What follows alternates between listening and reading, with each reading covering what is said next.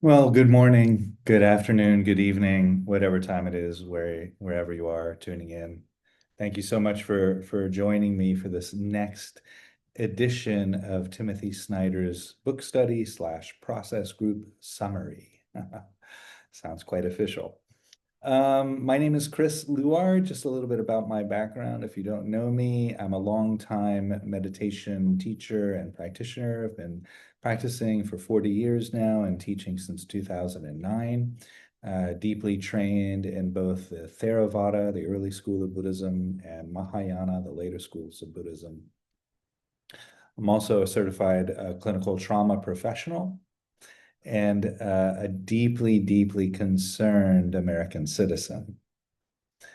I didn't actually realize, and this came up a little bit in the process group part of today's session, I didn't actually realize how much of an American I am until this slide toward authoritarianism and fascism, which is really, I use those quite synonymously. Yeah, I mean, I knew that the American system was faulty and corrupt, but there are parts of it now that are sliding away, that I know that I will miss and will take decades to replace or rebuild, if at all, for that matter. So yes, now I proudly claim my American citizenship, but maybe only for another few weeks as I am actively looking to revoke my American citizenship and get a passport from another country. So yeah, that's where I'm at today, coming to you. Bit of a digression there. So I'm going to go ahead and play the video. This chapter is quite short, but very, very poignant. The name of the chapter is Be Wary If You Must Be Armed. And it's really directly speaking to the police and the military and border patrol that is really reinforcing the ICE movement of rounding up black, brown, and yellow people and putting them in torture prison camps. So I'm going to go ahead and play the video. And then I'll talk a little bit. This will be a shorter session today, I think. Let's see. No expectations. Enjoy. I'm going through this lesson by lesson. Today is lesson number 7, which is Be Reflective If You Must Be Armed. If you carry a weapon in public service, may God bless you and keep you. But know that evils of the past involve policemen and soldiers finding themselves, one day, doing irregular things. Be ready to say no. I'm not going to say much about this lesson because it comes close to being a pure moral call. It comes close to being a simple appeal. There are people who bear arms in our public life. There are people who represent our government and our laws by bearing arms. And this lesson is a very simple appeal. I'm going to say one word about where it comes from, and I'm going to say one word about the future. This is going to be a short one, though. Where it comes from is our misunderstanding of the Nazis. We like to talk about the Nazis as though the Nazis were a set of bad people who we can then just kind of separate from the rest of us, the rest of the Germans, the rest of the world. The Nazis somehow mysteriously appeared in 1933, mysteriously disappeared in 1945. But the Nazis, that evocation of that phrase doesn't explain how nearly 6 million Jews were murdered. It doesn't explain how nearly 3 million Soviet prisoners of war were starved to death. It doesn't explain mass atrocity, talking about the Nazis, thinking of bad people.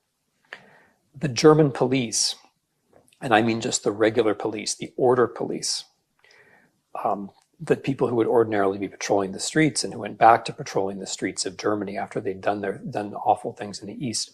The German police took part in every major massacre of the Holocaust, every one beyond a certain size.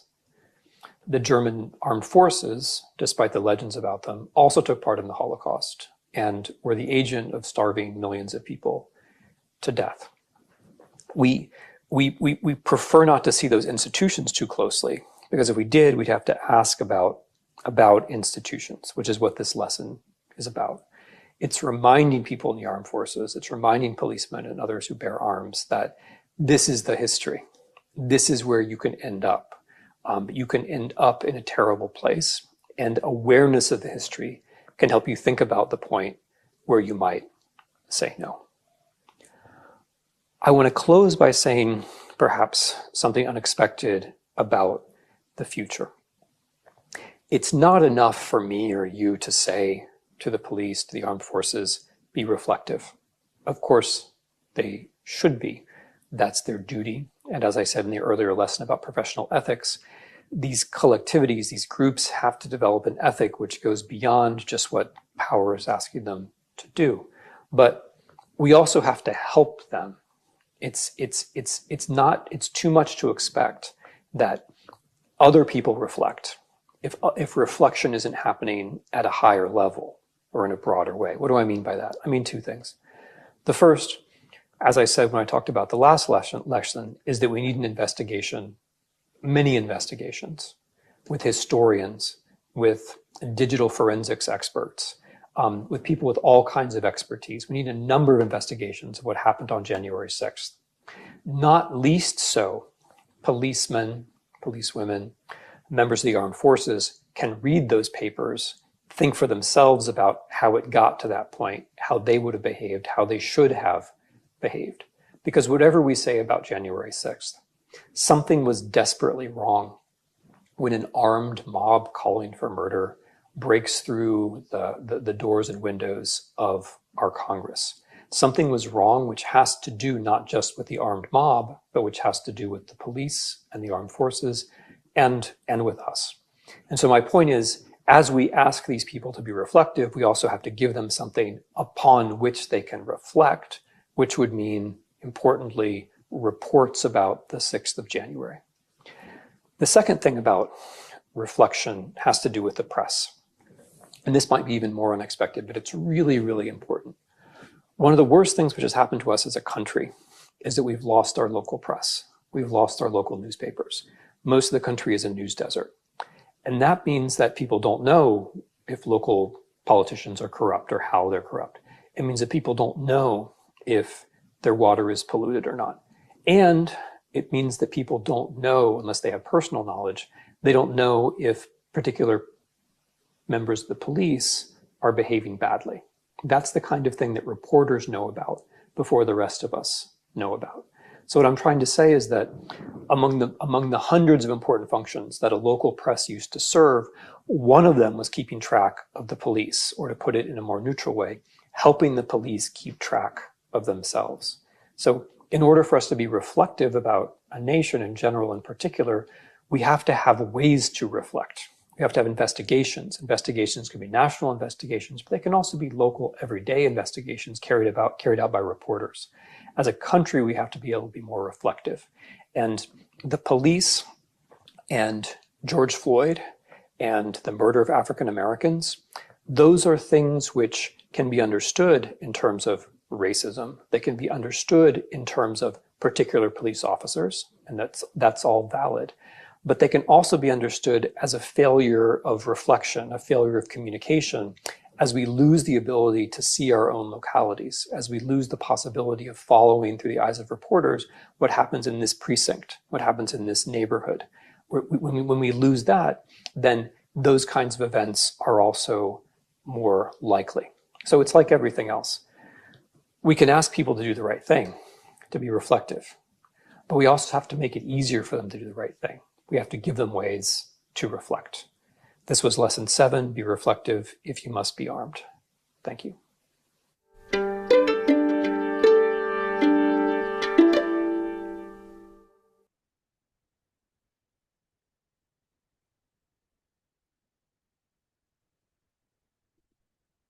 Okay, be reflective if you must be armed. And I love how and we chatted about this in the group as well, how Timothy brings it around to all of us, right? That this is all of our responsibility to be reflective. That yes, the reporters, local reporters that we can support and we can purchase subscriptions from and things like that, that those are the ones on the ground that can really give us that insight into what's happening and also allow those who do carry weapons in public to reflect on their own behavior. And now we see, as I mentioned earlier, ICE agents and Border Patrol, rounding up, in most cases, people without criminal records just because they're a particular race. And these people are not being reflective on their behavior, obviously, right? They're not understanding that they are pushing America into fascism. Or if they do recognize that they're stimulating this kind of shift, perhaps they don't realize the dangers of fascism. They think it's a kind of a cool Italian word or something. This fascism thing, why is that so bad, right? But do your due diligence. You read people like Timothy Snyder or Jason Stanley. These people know fascism better than most people, and they can give us a clearer picture on what the dangers are and how things are unfolding in America. Didn't mean to go into a lecture there. I'm probably preaching to the choir. But I guess, in so many ways, I feel like I'm sort of standing on a mountain screaming into the abyss. Um, Wake up, America. Jesus. If anybody out there is still supporting Donald Trump, you know, I have serious questions about somebody's mental capacities. Um, all you have to do is just open your eyes at this point. It's just so insane out there. So much suffering that's being inflicted, and it's getting worse. It's getting worse. So I want to read the chapter from the book because it's actually quite different than what Timothy offered in the video, and I think both are very important. So just going to go ahead and read it here. I have a bit of dyslexia, so you may have to, forgive me for my pace of reading, but here goes. Most governments, most of the time, seek to monopolize violence. If only the government can legitimately use force, and this use is constrained by law, then the forms of politics that we take for granted become possible. It is impossible to carry out democratic elections, try cases in court, design and enforce laws, and indeed manage any of the other quiet businesses of government when agencies beyond the state also have access to violence. For just this reason, people and parties who wish to undermine democracy and the rule of law create and fund violent organizations that involve themselves in politics. Such groups can take the form of paramilitary wing of a political party, the personal bodyguard of a particular politician, or apparently spontaneous citizens' initiatives, which usually turn out to have been organized by a party or its leader. Armed groups first delegate, I'm sorry, armed groups first degrade a political order and then transform it. We see this now, right? Armed groups first degrade a political order and then transform it. Violent right-wing groups, such as the Iron Guard in interwar Romania or the Arrow Cross in interwar Hungary, intimidated their rivals. Nazi stormtroopers began as a security detail, clearing the halls of Hitler's opponents during his rallies. Sounds familiar. As paramilitaries known as the SA and the SS, they created a climate of fear which helped the Nazi Party in the paramilitaries known as the SA and the SS, they created a climate of fear which helped the Nazi Party in the parliamentary elections of 1932 and 1933. In Austria in 1938, it was the local SA that quickly took advantage of the absence of the usual local authority to loot, beat, and humiliate Jews, thereby changing the rules of politics and preparing the way for the Nazi takeover of the country. Sounds familiar. It was the SS that ran the German concentration camps, lawless zones where ordinary rules did not apply. Sounds familiar. Alligator Alcatraz and others. During the Second World War, the SS extended the lawlessness it had pioneered in the camps to whole European countries under German occupation. The SS began as an organization outside the law, became an organization which transcended the law, and ended up as an organization which undid the law. Because the American federal government uses mercenaries in warfare, and American state governments pay corporations to run prisons and internment camps, the use of violence in America is already highly privatized. What was novel in 2016 was a candidate who ordered a private security detail to clear opponents from rallies and encouraged the audience itself to remove people who expressed different opinions. A protester would first be greeted with boos and then frenetic cries of USA, and then be forced to leave the rally. At one campaign rally, the candidate said, "There's a remnant left over. Maybe get the remnant out," the candidate being Trump, obviously. "There is a remnant left over. Maybe get the remnant out. Get the remnant out." The crowd, taking its cue, then tried to root out other people who might be dissenters, all the while crying USA. The candidate interjected, "Isn't this more fun than a regular boring rally?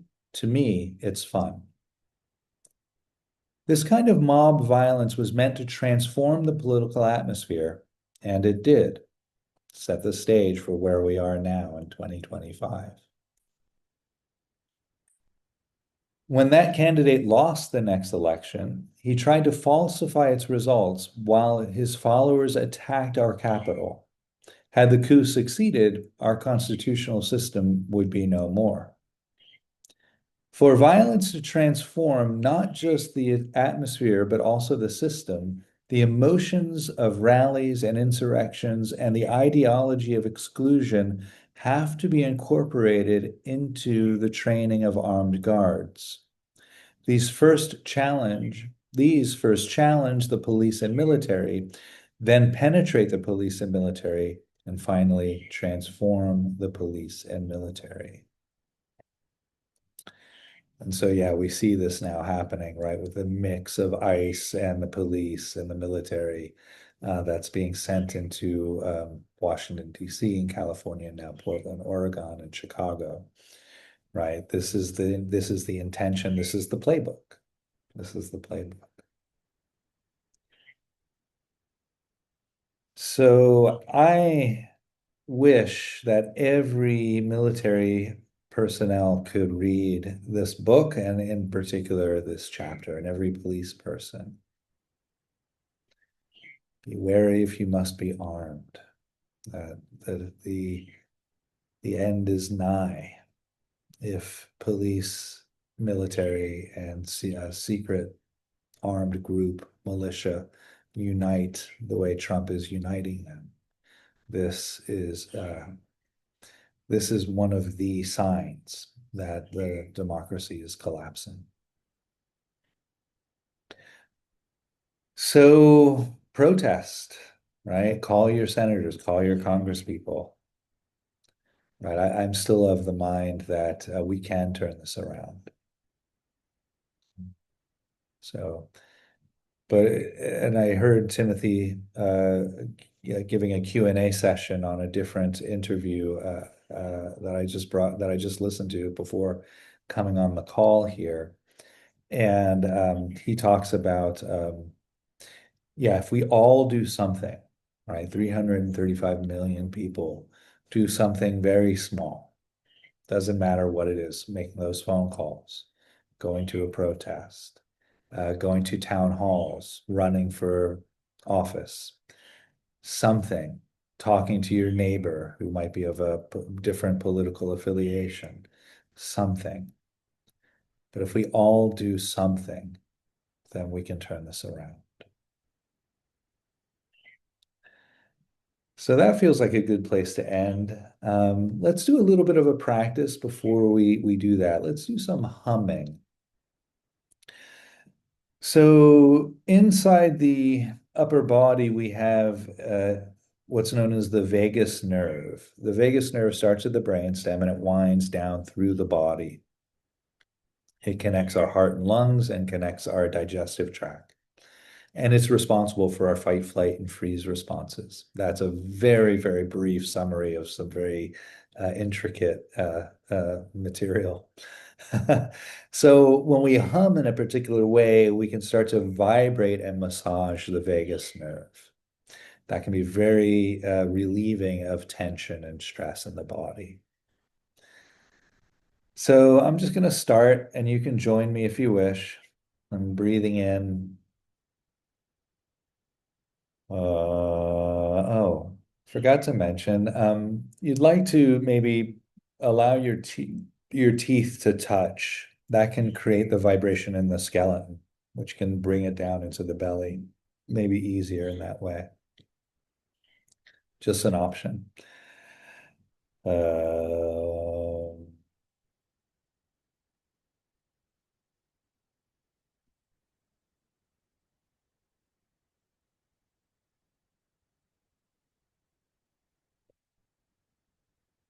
um,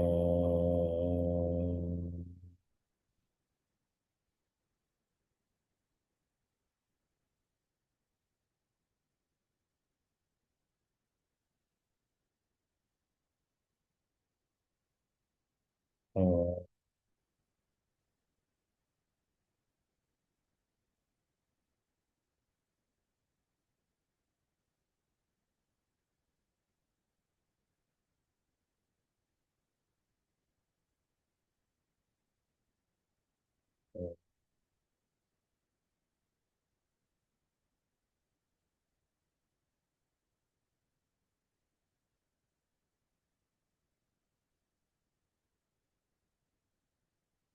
mm,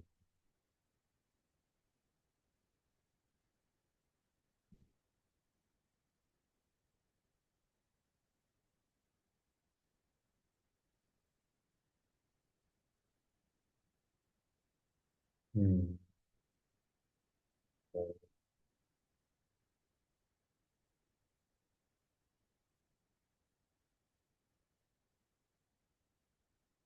Maybe adding a little bit of that havening practice with it.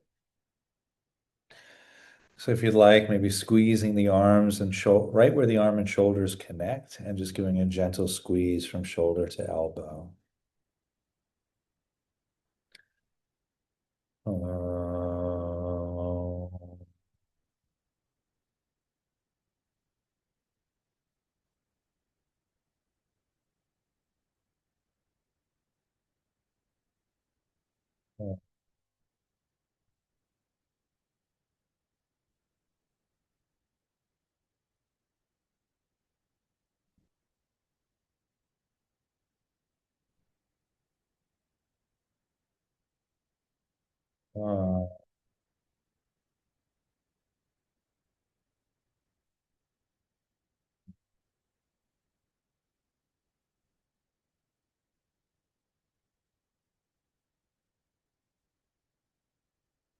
Oh.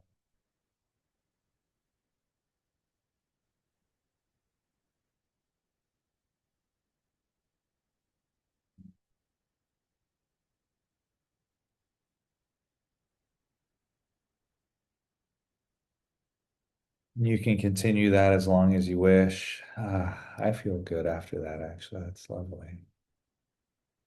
I hope that lands well for you too. These practices don't land the same for everyone, for sure, but maybe that's helpful. Stay safe, everyone. Stay informed. And if you're interested in joining the book study / process group, please message me. You can email me through my website, suchsweetthunder.org, or you can message me through Facebook or Instagram. And honestly, messaging me through Facebook or Instagram or YouTube, those are better ways to contact me right now. As my website and Yahoo, my email has been compromised. So for somehow I'm going to get that fixed soon. But anyway, message me through Facebook or Instagram or YouTube. That's better. Okay. Stay safe, stay informed, be well, and hope to see you all at the book study process group. Bye.